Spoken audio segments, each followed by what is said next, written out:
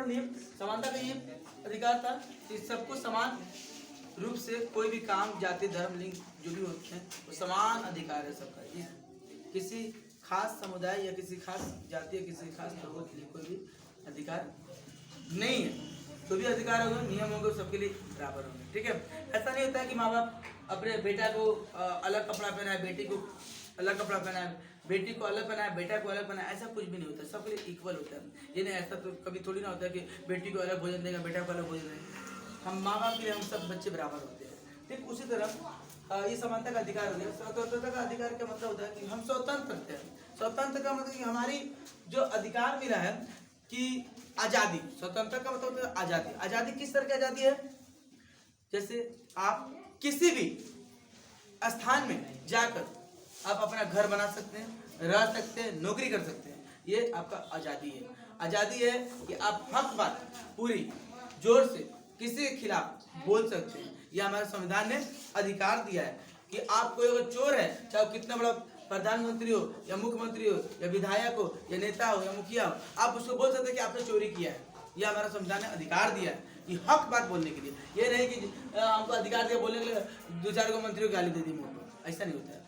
आप किसी के बारे में गाली गलौज या कुछ नहीं, आपको जो बोलना है हक बात बोलना है, सबूत के साथ बोलना, ये हमारा अधिकार है बोलने के लिए। ये हमारा तो स्वतंत्रता का अधिकार, बोलने के लिए, रहने के लिए।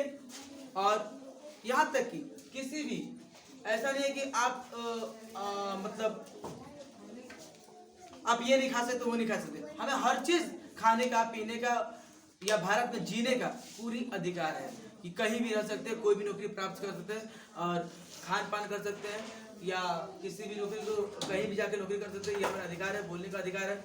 और किसी भी धर्म को स्वीकार करने का अधिकार है। ये नहीं कि मान लें कि भैया हमको कोई धर्म अच्छा लगता है तो हम उस धर्म में मूव कर सकते हैं। ये हमारा अधिकार है। यहाँ तक कि आपका अधिकार ये है कि किसी भी धर्म के लोगों से भी शादी कर सकते हैं। हमारे आपने फिल्म इंडस्ट्री में देखा होगा कि कोई भी किसी धर्म से शादी कर लेते हैं, तो वहाँ धर्म नहीं चलता। आज की डेट में इंसानी चलती है, तो आप किसी से भी शादी कर सकते हैं। ये हमारा संवैधानिक अधिकार है। ठीक है, तो हमने स्वतंत्रता पढ़ लिया। अब हम पढ़ते हैं शोषण का विरोध। ये शोषण क्या है? किसी मन में आता है शोषण क्या है? शोषण के विरुद्ध का मतलब शोषण। शोषण वो चीज होता है जो हम नहीं चाहने के बावजूद वो हमसे कराया जाए, वो शोषण कराती है। तो एक लाइन में हम एक छोटी सी बात बता रहे हैं। शोषण का मतलब होता है कि जो काम हम नहीं करना चाहते वो काम हमसे जबरदस्ती कराया जाए, वो शोषण कहलाती है। जैसे बाल शोषण। बाल शोषण सरकार ने कहा कि 6 से 14 साल के बच्चों को फ्री में शिक्षा देंगे हम, और हम उनको एक टाइम खाना भी खिलाएंगे। यहाँ तक अगर कोई इंसान उससे बच्चे से जबरदस्ती काम करवाता है तो वो बाल शोषण कहलाती है। शोषण यानी कि जो बच्चा पढ़ना चाहता है उससे जबरदस्ती काम कराता है, क्योंकि उससे भाई गरीबी रहता है कि भाई जाओ किसी के ठेले पे जाकर झूठा बर्तन धोगे तो मुझे कुछ पैसे आएंगे, उससे हमारा दाल नहीं चलेगा। तो ये वजह से वो माँ बाप भेज देते हैं काम करने के लिए। लेकिन बच्चा चाहे तो वो अपना अधिकार, वो उसको वो अधिकार मिला है कि वो अपना शिक्षा प्राप्त कर सकता है। वो जाकर थाना में अपनी बात रखेगा, उसको वो थाना वाले आएंगे, माँ बाप को समझाएंगे और बच्चों को शिक्षा मिलेगी। तो ये स्वतंत्रता का शोषण का मतलब होता है कि कोई भी काम मेरा इच्छा के खिलाफ, मेरे इच्छा के विरुद्ध, मैं न चाहने के बावजूद भी जो काम हमसे कराया जाए तो वो शोषण कहलाती है। ठीक है, तो वो हमें शोषण के विरुद्ध अधिकार है आपको कि आप उसके खिलाफ लड़ सकते हैं। आप हमारे कॉन्स्टिट्यूशन, हमारे संविधान में कहा है कि कोई भी काम आप जबरदस्ती नहीं करा सकते। ठीक है, आप उसके लिए न्याय खुला हुआ है। आप वहाँ पर जाकर अपनी गवाही दे सकते हैं, अपने बात बता सकते हैं कि आप हमारे यहाँ हमारे से अत्याचार हो रही है और मेरे साथ जबरदस्ती काम कराया जाए। सरकार उसके कोर्ट कानून जो भी शासन प्रणाली है वो आपके साथ काम करेगी फुल। धार्मिक स्वतंत्रता। धार्मिक स्वतंत्रता क्या है? तो धार्मिक स्वतंत्रता मैंने पढ़ा कि स्वतंत्रता, इसमें मैंने बता दिया कि किसी भी धर्म को आप मान सकते हैं, किसी भी धर्म को आप छोड़ सकते हैं और कोई भी धर्म अपना सकते हैं, मान लीजिए। ठीक है, एक चीज याद रखिएगा, हमारे संविधान ने यह भी कहा है कि किसी भी धर्म को विशेष दर्जा नहीं देगी। सब धर्म आपके लिए बराबर होना चाहिए। ये नहीं कह रहे हम सनातन धर्म है, हमारा धर्म सबसे अच्छा है, इस्लाम धर्म सबसे अच्छा धर्म है, ईसाई धर्म सबसे अच्छा धर्म है, सिख धर्म बहुत अच्छा धर्म नहीं। सब धर्म अच्छे अपने जगह पे, और धर्म जो है वो सभी धर्म को सम्मान करना है, अपने धर्म को फॉलो करना है, मानना है। ठीक है। कभी भी किसी धर्म को उच्च श्रेणी से नहीं देखेंगे। जो हम पढ़ेंगे धर्मनिरपेक्ष में, धर्मनिरपेक्ष यहाँ पर आती है। ये धर्मनिरपेक्ष यही बात को कहा गया है कि किसी धर्म को पक्ष में नहीं रहना है। खैर उस टॉपिक पर बात नहीं। धर्म स्वतंत्रता, किसी भी धर्म को आप मानने का अधिकार है, धर्म को स्वतंत्रता है। संविधान ने आपको अधिकार दिया, किसी भी धर्म को आप स्वीकार कर सकते हैं। मान लीजिए कि अभी मैं मुस्लिम हूँ, मुझे जाना है कि भैया मैं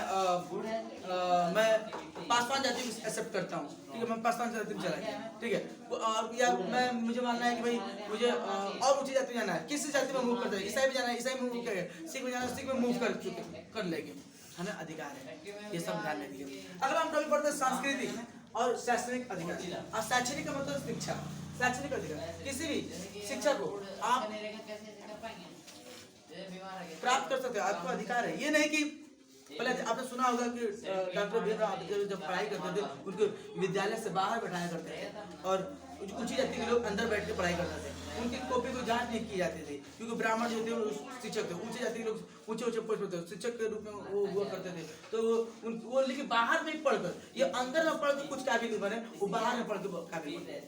तो काबिलियत कभी कभी ना जुनून होनी चाहिए, काबिलियत करने की, काबिल आप बन सकते हैं लेकिन उसके लिए जुनून होना चाहिए। ये नहीं कि हम एसी में आज बस में आ रही है, बस में हम जा रहे हैं, डीपीएस स्कूल में पढ़ा रहे हैं, हमारा बच्चा को 1200 दे रहे हैं, 1500 दे रहे हैं, एक बच्चा जा रहा है सरकारी स्कूल में, इसका मतलब नहीं है कि हम 1500 दे रहे तो बच्चा में आईपीएस बनेगा, कभी कभी यो निकल जाता है आईपीएस, है ना। तो ये जुनून होनी चाहिए। जो बच्चा भीमराव अम्बेडकर के जमाने में जो क्लास के अंदर बैठते थे तो वो सोचते थे कि हमारा बेटा तो अंदर बैठता है, उसका बेटा बाहर बैठता है, ये बेटा अंदर रह गए हैं, वो बाहर वाला बाहर से निकल गया आगे, है कि नहीं। तो ये नहीं होना चाहिए। तो शैक्षणिक अधिकार का मतलब होता है कि शिक्षा का जो अधिकार है सबको बराबर मिलेगा, ठीक है। ये नहीं कि कोई वो कोर्स को नहीं कर सकता है, कोई वो कोर्स को नहीं करता, वो पढ़ाई नहीं करता, जाति के कोई पढ़ाई नहीं हो सकती। शिक्षा का अधिकार सबके लिए बराबर है। सांस्कृतिक में कि आप कोई भी सांस्कृतिक कार्यक्रम जो समाज के लिए कोई कार्यक्रम कर सकते हैं। कोई जैसे हमारे यहाँ सांस्कृतिक कार्यक्रम क्या होता है, रामलीला होता है ना। तो सांस्कृतिक कार्यक्रम, कोई भी सामाजिक कार्य करने के लिए आपको पूरा अधिकार है, ठीक है। आगे बढ़ते हैं संविधान का उपचार। उपचार में संवैधानिक उपचार का अधिकार ये है कि किसी भी इंसान को लगता है कि राज्य सरकार हमारे साथ गलत कर रही है तो आप वो न्याय के दरबार खटखटा सकते हैं। संवैधानिक उपचार करने के ट्रीटमेंट आप हम लोग ट्रीटमेंट उपचार करना चाहते हैं डॉक्टर के पास, उसको उपचार बोलते हो तो ट्रीटमेंट बोलते हैं। अगर आपको लगता है कोई इंसान, कोई बाहुबली, कोई राज्य, कोई नेता, कोई मंत्री, कोई सरकारें आपके साथ गलत कर रही है तो आप संविधान में लिखा हुआ है कि आप उसके खिलाफ कोर्ट में पिटीशन डाल सकते हैं, यानी केस कर सकते हैं, मामला डाल सकते हैं। तो वो होगी संवैधानिक उपचार का अधिकार। ये भी अधिकार, ये नहीं कि वो सरकार है और सरकारी कानून होता है, सरकार के ऊपर हम केस कर सकते हैं, ये हमारा पूरा अधिकार है। आगे बढ़ते हैं मौलिक कर्तव्य। मौलिक कर्तव्य का मतलब होता है जो हमारी फंडामेंटल ड्यूटी है। ड्यूटी का मतलब क्या होता है? ड्यूटी मतलब होता है जो आपको करना ही होगा।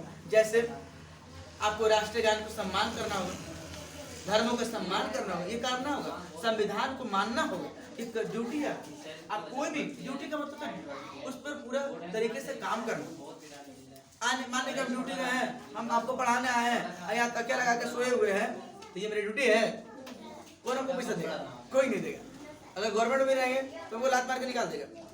यानी कोई भी इंसान आप अपनी ड्यूटी के प्रति जागरूक रहेंगे तो वो ड्यूटी कहलाती है। ड्यूटी वही चीज होती है जो आपको जो काम दी गई है वो काम पूरा करें, वो ड्यूटी कहलाती है। ठीक उस तरह हमारा संविधान में जो कर्तव्य है, मौलिक कर्तव्य, यानी कि जो ड्यूटी आपको दी गई है वो ड्यूटी पूरा करना है, वो आपका कर्तव्य है। जैसे संविधान में कहा कि भारतीय झंडे को, भारतीय चिन्ह को, राष्ट्रीय जो चिन्ह है उनकी इज्जत करना, सम्मान करना, उनके बचाए रखना, राष्ट्रीय संपत्ति को, राष्ट्र की जितनी भी संपत्ति है उनको भी बचा के रखना। जैसे ताजमहल, लाल किला, ये सब राष्ट्रीय संपत्ति है, संग्रहालय, म्यूजियम है, इनको बचा के रखना। जो भी राष्ट्र की, देश की जो चीज है उसको बचा के रखना।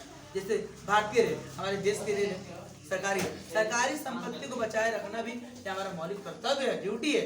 ये नहीं कि हम गए लैट्रिन वहाँ पर पूरा पखाना कर दिए, क्या बोलते हैं रेलवे में, या खाते हैं लोग कचरा उचरा कर देते हैं, पेशाब करवा दिए, या बादाम पूरा कचरा कर देते बोगी में, क्या तो सरकार साफ कराएगी, ये सोच कर नहीं। हम लोगों को चाहिए कि जितने भी सरकारी संपत्ति उसकी सुरक्षा दे, ये हमारा कर्तव्य है, ड्यूटी है। कर्तव्य क्या है? इंग्लिश होता है ड्यूटी, वो हमें ड्यूटी पूरा करना पड़ता है, ये मौलिक कर्तव्य है। धर्मनिरपेक्ष मैंने ये बताया कि किसी भी धर्म के प्रति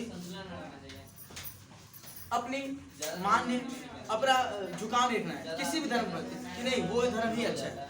हम लोग को धर्म पर निरपेक्ष का धर्म निरपेक्ष, पक्ष का मतलब होता है किसी की तरफ होना, तरफ। अब धर्म यानी किसी के धर्म जो है कि किसी भी धर्म की तरफ ज्यादा झुकाव होना, वो नहीं बने नहीं। धर्म निरपेक्ष, किसी के धर्म के प्रति ज्यादा झुकाव नहीं होना है। आपको अपने धर्म को मानिए और दूसरे धर्म की इज्जत करिए, बस एक ही बात है जो कि सम्राट अशोक ने ये बात कही थी। शिक्षा क्लास में पढ़ा था कि सम्राट अशोक ने भी कहा था कि सभी धर्मों को सम्मान करो और अपने धर्म को मानो। इसलिए हमें धर्म निरपेक्ष फॉलो करते हुए ये बात मानना है कि सब धर्म, ये नहीं कह रहे क्या है हिंदू लोग तो ऐसे करते हैं, मूर्ति पूजा करते हैं, वो नहीं ये अरे मुस्लिम में क्या है, तो खाली नमाज पढ़ते हैं, इसलिए ना भगवान है ना कुछ है, उनको फॉलो उनको भगवान का चित्र नहीं, किसको मानते हो लोग, खराब है। गिरजा लोग क्या करते हैं, ऐसे करते हैं, तो ये सब कहना एकदम गलत है। हम ये सब नहीं कर सकते, जो मान लो उसको मानने दो और उनको ऊपर आस्था आप रखिए। आज हमारे भारत में जो चीज बनी हुई है, लोग सब कुछ साथ मनाते हैं। होली में मुस्लिम उनके यहाँ आते हैं और ईद में हिंदू लोग मुस्लिम के यहाँ आते हैं, ये मोहब्बत है। हम लोग त्योहार भी सब साथ में मनाते हैं। आप देखिएगा कहीं कहीं मुहर्रम में सारे हिंदू लोग भी साथ में इकट्ठा होते हैं, यहाँ तक कि रामनवमी में भी कई मुसलमान लोग वहाँ पर जाकर लाते। तो ये सब कहीं कहीं ना मिलत मोहब्बत दिखती है। तो ये धर्म निरपेक्ष का मतलब यही होता है कि सब धर्म एक साथ रहे और सम्मान के साथ रहे और सभी धर्म बराबर है, कोई बड़ा नहीं है, क्योंकि सबको डायरेक्ट जाना वहीं पर, कहाँ जाना है, गॉड के पास। मानव का अधिकार, मानवाधिकार के बारे में जानते हैं। सब सारी चीज जो है वो मानव का अधिकार है, ये सब सारे मैटरों का हेड है मानव का अधिकार। आपने सब चीज इंसानी का अधिकार पढ़ा है, ये सारी चीज बात जो पढ़ रहे हैं, टॉपिक जो पढ़ रहे हैं, तो किसके लिए पढ़े? इंसान का अधिकार के लिए पढ़ रहे हैं, है कि नहीं? मानव जो अधिकार है वो 10 हर एक साल 10 दिसंबर को मनाया था। ये इससे भारत भी नहीं मनाएगी, पूरा ऑल ओवर वर्ल्ड मनाएगी 10 दिसंबर को मानव का अधिकार। ठीक है, मानव अधिकार मनाया जाता है 10 दिसंबर को। ये जो मानव अधिकार है इसमें हमें स्वतंत्रता, आजादी, सामाजिक जीवन जीने की ये सब अधिकार है जो हमें संविधान दिए, ये मानव अधिकार है। मानव में मनुष्य अधिकार, मेरा हक, मेरा हक है उस पर, इस जमीन पर मेरा हक है ना, बोलते हैं उस पर अधिकार। यानी इंसानों को अपना अधिकार जो है वो संविधान से मिली है, उसके बारे में मानव का अधिकार कहलाती है। आज आपको अच्छा लगा होगा मेरा जो टॉपिक पढ़ाया, अगर जो भी उससे कुछ कमियां लगी आप मुझे कमेंट करके बता सकते हैं। और इस टॉपिक में आपको अच्छा लगा तो आप मुझे thanks, like, thank you, bye bye.